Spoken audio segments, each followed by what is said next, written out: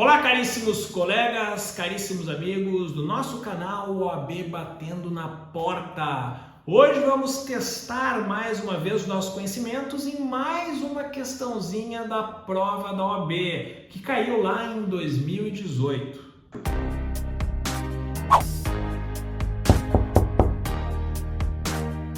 Muito bem, senhores, vamos direto à questão da prova da OAB. Prova 1 de 2018, questão número 3. Toca aí na tela então a questão para a gente ler e fazer o debate.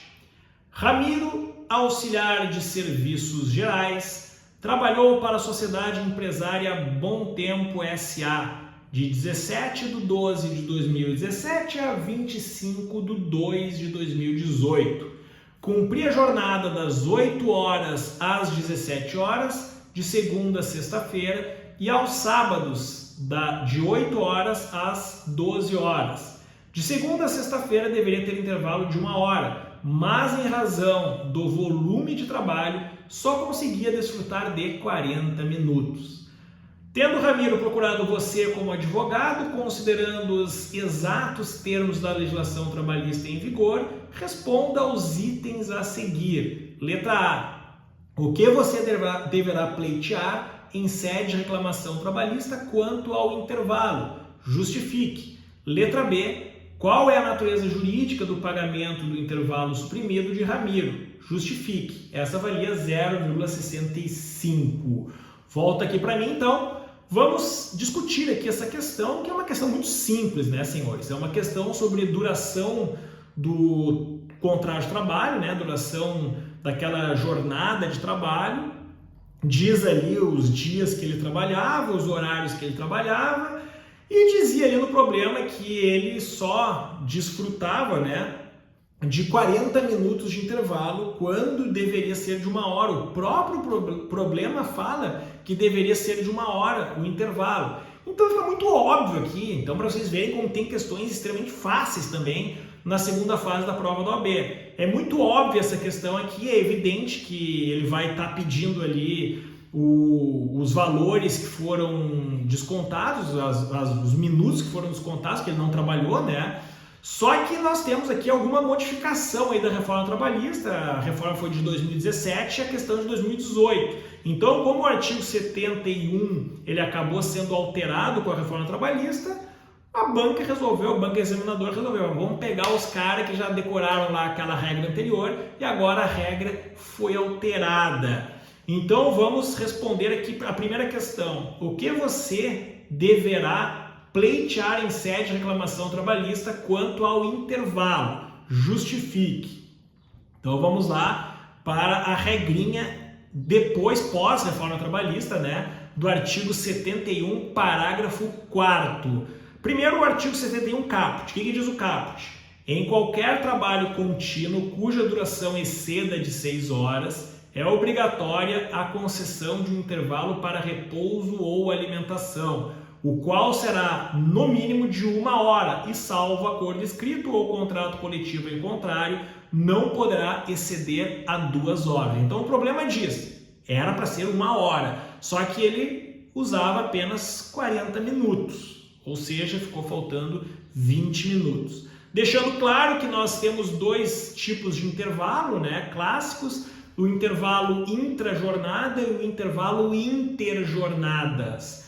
O intervalo que trata aqui do intervalo para repouso e alimentação é o intervalo intrajornada. O intervalo interjornadas é o intervalo entre uma jornada e a jornada do dia seguinte, ou seja, aquele intervalo que tu bate o ponto, tu vai para tua casa, vai jantar, vai ver um filme, vai dormir e no dia seguinte tu vai voltar e bater o ponto lá na manhã seguinte para trabalhar. E esse é o intervalo interjornadas. O intervalo que o problema está solicitando é o intervalo intrajornada, que é o intervalo para repouso e alimentação. E que, de acordo aqui com a CLT, no artigo 71, tem que ser no mínimo de 1 hora. E o problema também dizia que o intervalo tinha que ser de 1 hora. Como ele utilizava apenas 40 minutos pelo excesso de trabalho, nós temos uma penalidade que está no parágrafo 4º. O parágrafo 4º diz: a não concessão ou a concessão parcial, que foi o caso, né? Ele concedia o intervalo, só que de forma parcial, em vez de 1 hora, concedia 40 minutos. Então, a não concessão ou a concessão parcial do intervalo intra-jornada mínimo para repouso e alimentação a empregados urbanos e rurais implica o pagamento de natureza indenizatória apenas do período suprimido, com acréscimo de 50% sobre o valor da remuneração da hora normal de trabalho.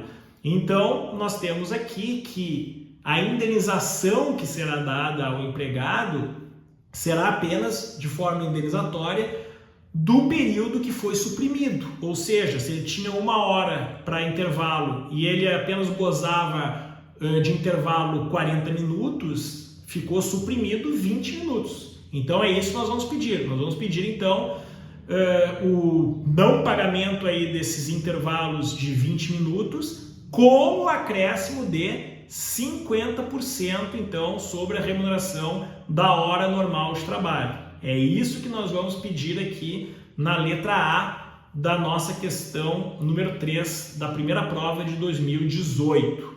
Então, vamos pedir os 20 minutos com acréscimo de 50% e aí, evidentemente, citando o artigo, né? O artigo 71, parágrafo 4º, mas sempre explicando ali todo o contexto com as palavras de vocês e não apenas reproduzindo o que diz o dispositivo. Senão a prova da OAB, a banca vai zerar vocês. Então, cuidem isso, coloquem com as palavras de vocês e tragam a base legal. Letra B. Qual é a natureza jurídica do pagamento do intervalo suprimido de Ramiro? Justifique.